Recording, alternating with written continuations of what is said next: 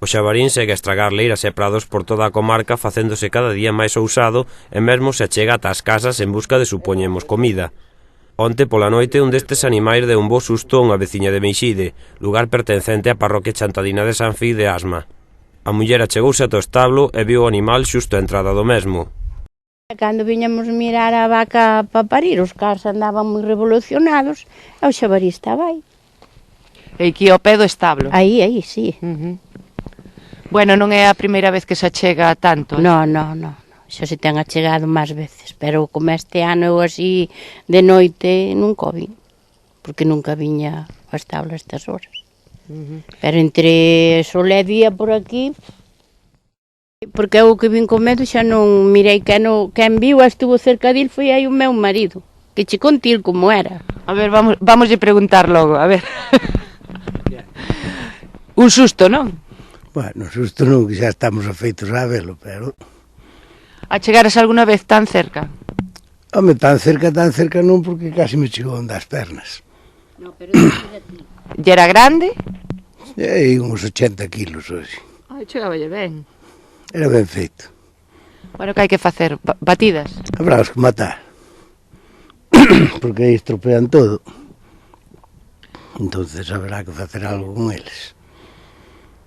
Unha plaga se está volvendo, non? Home, pero que a plaga, o millo derramano todo. E agora derraman o prado. Mira o perro como anda ca cabeza torta de morder. Sí, mira o cadelo como está. Porque me contaba a súa señora que o cadelo que a veces que viña machucado todo. Porque, claro, collen el corre tras deles e eles revolvense e arreanlle. Xa nos fastidiaron outro antes. Que lle vas facer? O xabarín ronda o lugar dende hai tempo, contáronos. Os cans tentan asustalos, pero parece que son eles os que saen peor parados. Como noutras parroquias e lugares da comarca, puidemos ver as derramas que están a facer os xabarís en Meixide.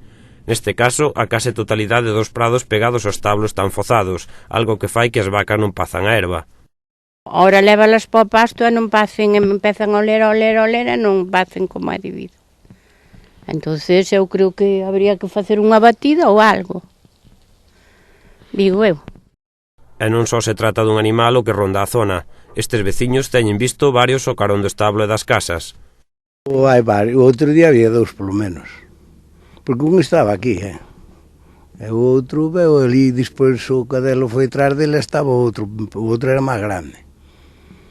E supoño que habría máis aínda, o que pasa é que non, era de noite non nos vin. Vinos eses ben porque había lunar, senón tampouco os vías.